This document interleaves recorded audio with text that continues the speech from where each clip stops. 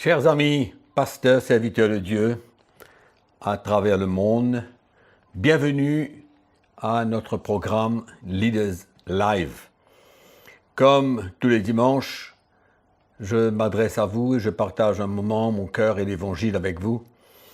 Et c'est une grâce de pouvoir partager l'Évangile, garder le contact et certainement que il y a quand même des témoignages dans votre vie de ce que le Seigneur accomplit dans votre cœur, dans le ministère, dans l'Église, dans votre famille. C'est tout cela très encourageant et nous remercions le Seigneur pour cela.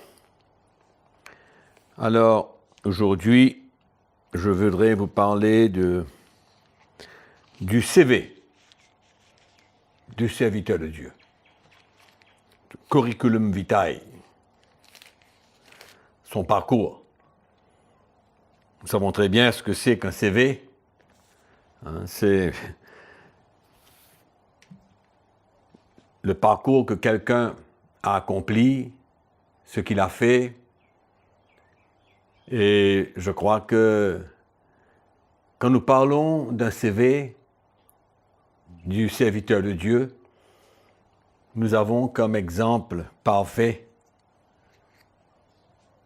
Jésus, qui a quitté derrière un témoignage, un exemple, un modèle parfait, sans aucune trace négative, mais plutôt un témoignage puissant d'une vie sainte, pure, d'une vie de combat,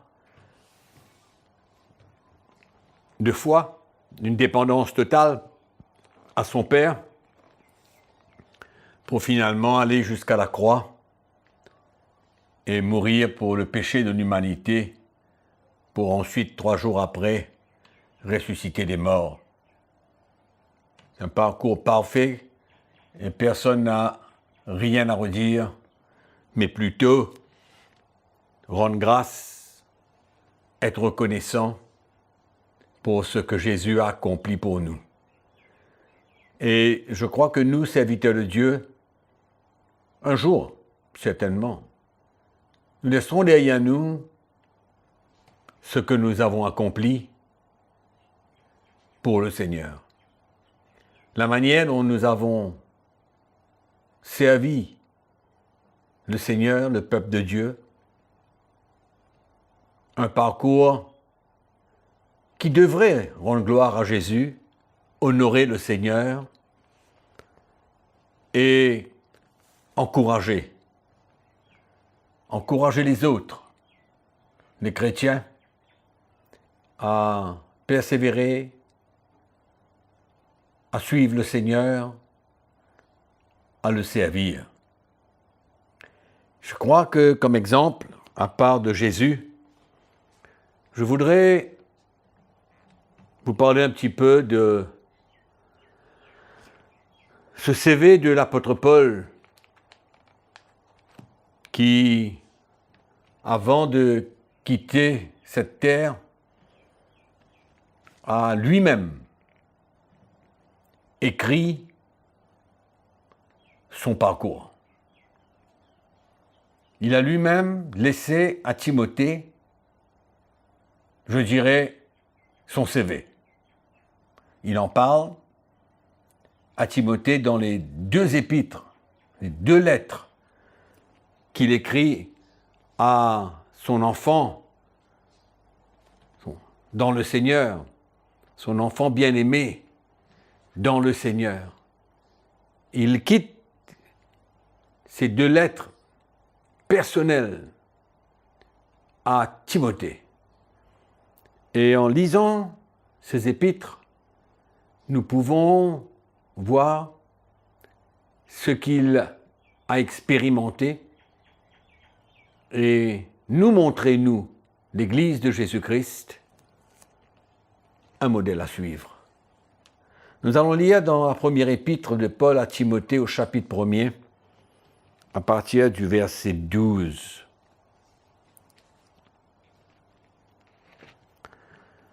Paul, apôtre et serviteur de Dieu, a écrit son CV avant de mourir à Timothée. Dans le verset 12, « Je rends grâce à celui qui m'a fortifié », il est reconnaissant. Il rend grâce à celui qui m'a fortifié, à Jésus-Christ, notre Seigneur, de ce qu'il m'a jugé fidèle en m'établissant dans le ministère. Moi, qui étais auparavant un blasphémateur, un persécuteur, un homme violent. Mais j'ai obtenu miséricorde parce que j'agissais par ignorance dans l'incrédulité. Et la grâce de notre Seigneur a surabondé avec la foi et l'amour qui est en Jésus-Christ. C'est une parole certaine et entièrement digne d'être reçue, que Jésus-Christ est venu dans le monde pour sauver les pécheurs dont je suis le premier. Mais j'ai obtenu miséricorde, afin que Jésus-Christ fasse voir en moi le premier toute sa longanimité pour que je serve d'exemple à ceux qui croiraient en lui pour la vie éternelle.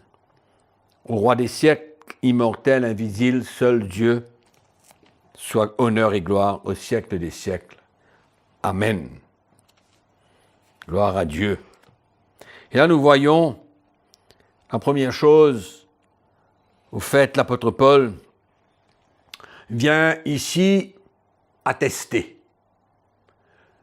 Quand il dit c'est une parole certaine, entièrement digne d'être reçue. Pourquoi?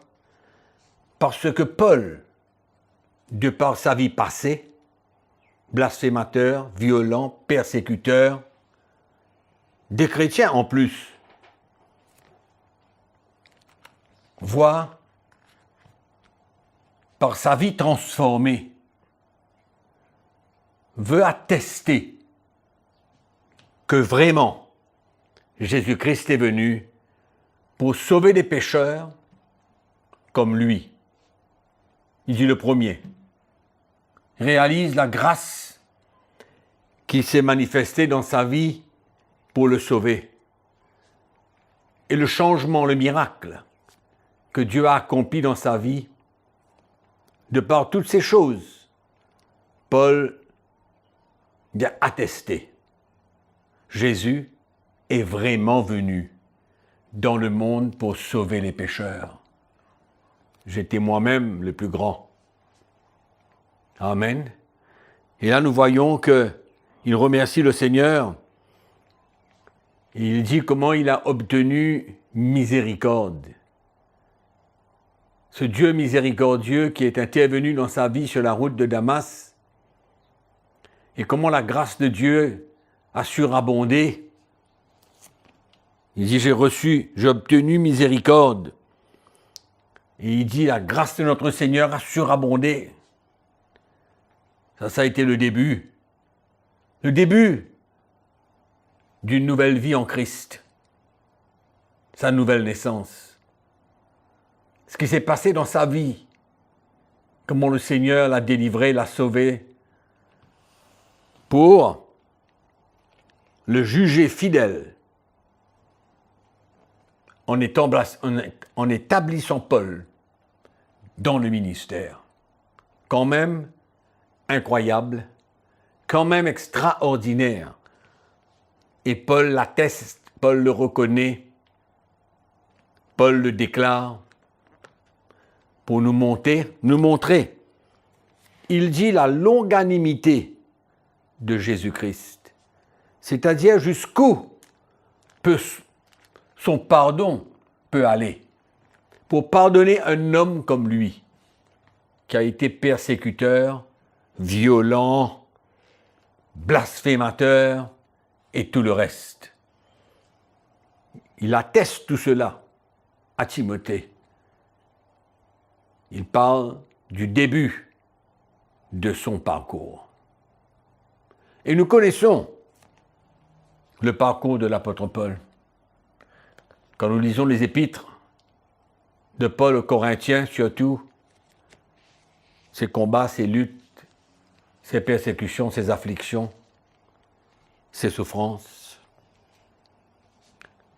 Et on va ouvrir notre Bible dans la deuxième épître de Paul à Timothée au chapitre 4. Nous allons lire à partir du verset 6. Et là, c'est la fin. La fin de son ministère. Il sent qu'il est prêt de s'en aller vers le Seigneur et il parle à Timothée. Et il lui dit, « Car pour moi, je sers déjà de libation. Et le moment de mon départ arrive. » Et là, il dit au verset 7, « J'ai combattu le bon combat. J'ai achevé la course. J'ai gardé la foi. Désormais, la couronne de justice m'est réservée. Le Seigneur, le juste juge, me la donnera dans ce jour-là. Et non seulement à moi, mais encore à tous ceux qui auront aimé son avènement. » Quelle parole extraordinaire. Paul décrit son parcours. Et la première chose qu'il dit, il parle du sacrifice de sa vie. Il dit, c'est pour moi, car pour moi, je sers déjà de libation. Libation, c'est quand il fallait verser du vin ou de l'huile sur un sacrifice, comme offrande à Dieu, et il y avait un parfum qui était agréable à Dieu. Et Paul vient dire, j'ai offert ma vie en sacrifice. Et certainement, ce n'était pas de l'orgueil de sa part, mais c'était pour encourager Timothée. Il vient dire, ma vie, qu'est-ce qui émanait de ma vie? Un parfum de bonne odeur. Un parfum de la connaissance de Christ qu'il explique dans ses épîtres. La première chose qu'il déclare, il vient dire, « J'ai offert ma vie en sacrifice pour l'Église, à cause de Jésus-Christ. » Extraordinaire. Vraiment puissant, profond, fort, d'entendre ces paroles de l'apôtre Paul à Timothée. Et la deuxième chose qu'il parle, il dit, j'ai combattu le bon combat. Quand nous parcourons les épîtres de Paul aux Corinthiens, quand nous lisons le livre des Actes, la deuxième moitié du livre des Actes, parce que la première moitié parle de l'expérience de la première Église et des premiers apôtres, Pierre, etc., et l'Église de Jérusalem, pour ensuite basculer sur le ministère de l'apôtre Paul et son équipe. Et nous voyons dans les épîtres ce fameux combat que l'apôtre Paul a mené dans la mission, sur le terrain. Un combat pour défendre l'Évangile, un combat pour que l'Évangile puisse être respecté au travers des différentes difficultés, persécutions, oppositions, souffrances, afflictions, enfin, nommons tout cela faisant partie de ce combat que l'apôtre Paul a mené. Il dit, j'ai combattu le bon combat. Il s'est levé. Il a parlé contre les faux serviteurs de Dieu. Il n'a pas eu honte de l'Évangile. Il dit, je n'ai point honte de l'Évangile car c'est la puissance de Dieu pour le salut des Juifs et des Grecs. Et dans son épître aux Philippiens, il parle comment il a été appelé pour défendre l'Évangile. C'était son combat. Il dit, j'ai combattu le bon combat. Je me suis tenu pour la parole de Dieu, pour la vérité, pour la liberté du chrétien. C'est tenu pour tout cela. Persécuté, opposé, maltraité. Mais, il dit, j'ai combattu le bon combat. Quel exemple! Quel exemple extraordinaire! Et la troisième chose qu'il vient dire, il dit, j'ai achevé la course. Allons dire, je ne pourrais pas dire un sans faute, mais je crois que l'apôtre Paul ne s'est pas écarté de ce chemin étroit sur lequel il a marché. Tout cela préparé d'avance par le Seigneur. Et il dit, j'ai achevé la course. Il n'a pas été de ceux qui, même aujourd'hui, et dans son temps, Démas l'a abandonné pour l'amour du monde. Mais Paul a terminé la course. Il a terminé la course.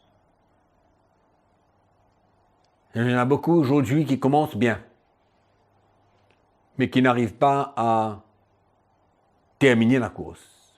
Pour maintes raisons. Pour maintes raisons. Mais Paul n'a pas regardé ni en arrière. La Bible nous dit qu'il a persévéré. Il dit, je fais une seule chose, oubliant ce qui est en arrière, me portant vers ce qui est en avant. Ça a été sa course.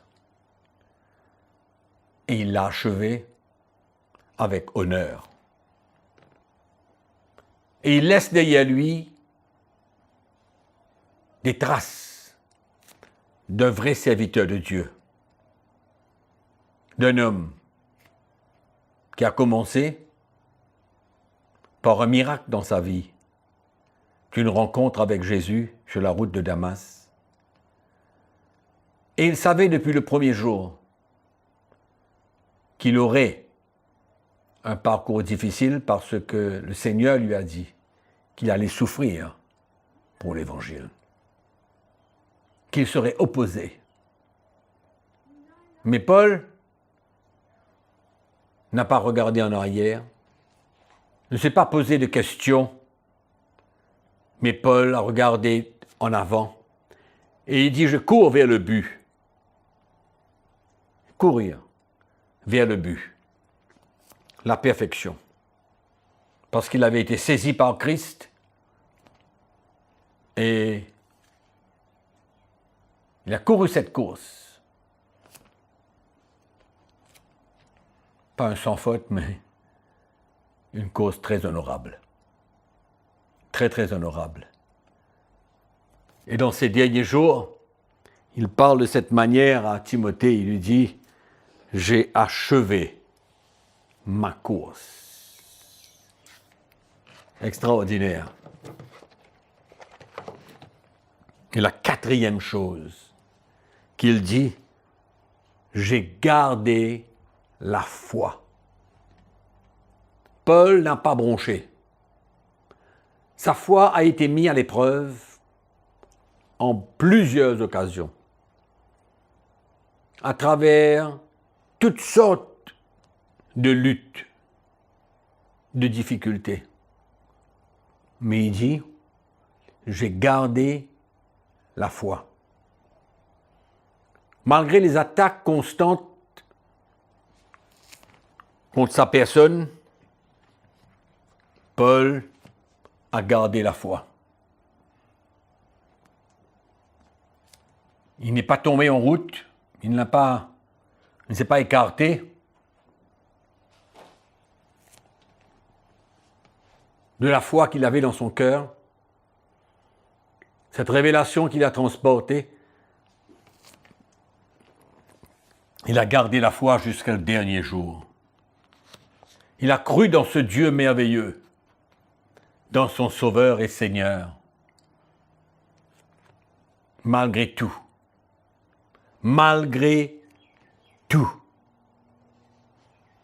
Paul a gardé la foi. Quel encouragement pour nous, mes frères, de ne pas se détourner,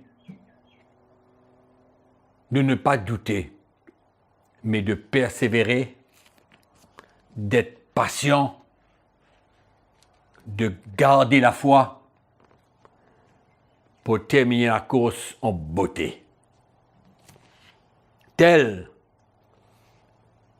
fut le CV de ce serviteur de Dieu. Et moi, je me pose une question. Quel sera notre CV? Qu'est-ce que nous pourrons écrire? Non pas comme une épître, mais qu'est-ce que nous pourrons parler et témoigner de ce que nous avons vécu en tant que serviteurs de Dieu? Non pas avant notre conversion, mais depuis notre conversion, depuis que le Seigneur nous a appelés, depuis que nous savons qu'il nous a choisis. Quel a été notre parcours? Qu'est-ce que nous pouvons laisser derrière nous comme modèle, comme exemple pour d'autres? Ne serait-il pas merveilleux si on pouvait quitter derrière nous un exemple pour les autres suivre? Je pense que oui. Ça serait quelque chose d'extraordinaire. Non pas pour se glorifier, non pas pour chercher une gloire quelconque, mais pour l'Église. N'oubliez pas ce qu'on a dit en premier, que Paul a donné sa vie en sacrifice pour l'Église. Il dit cela en Épître aux Colossiens. La joie qu'il avait de souffrir pour l'Église. C'est pourquoi aujourd'hui, nous les serviteurs de Dieu, nous devons prendre le ministère à cœur, sérieusement, car nous avons les exemples d'un homme, comme Paul et beaucoup d'autres, qui au travers tellement de combats, de luttes, de souffrances, il a quand même terminé la course en beauté. C'est pourquoi c'est possible. Le chemin de la croix que le Seigneur nous demande de porter, ne doit pas nous arrêter à mi-chemin. Mais nous sommes appelés à terminer la course, à garder la foi. C'est ça que l'apôtre Paul dit. À continuer à combattre le bon combat. Amen. Et d'offrir nos vies pour l'Église, pour le peuple de Dieu, qui doit être conduit par des bergers qui donnent l'exemple et qui sont des modèles. Mes très chers frères, soyons encouragés. Soyons encouragés par la vie de cet homme de Dieu.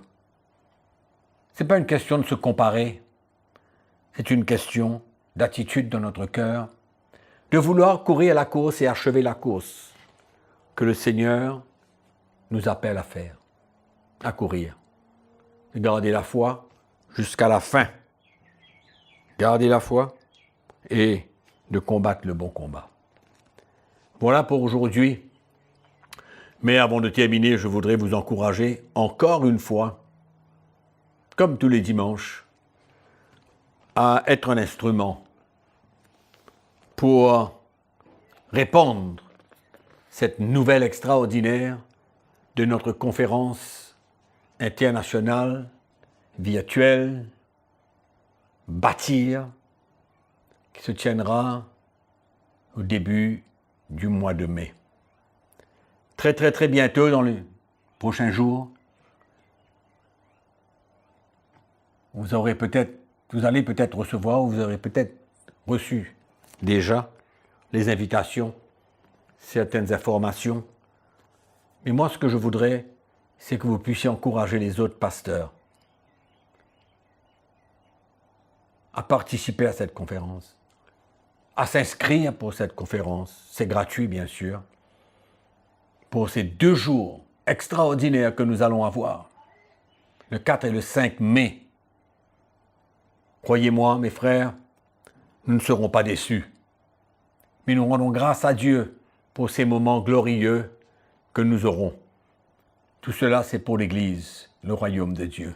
Donc je vous invite à partager, informer, inviter, répandre cette nouvelle aux autres, à tous ceux que vous connaissez. Et là-dessus, je termine en vous disant à très bientôt, et entre-temps que la grâce du Seigneur soit avec vous. Amen. À la prochaine session. Merci.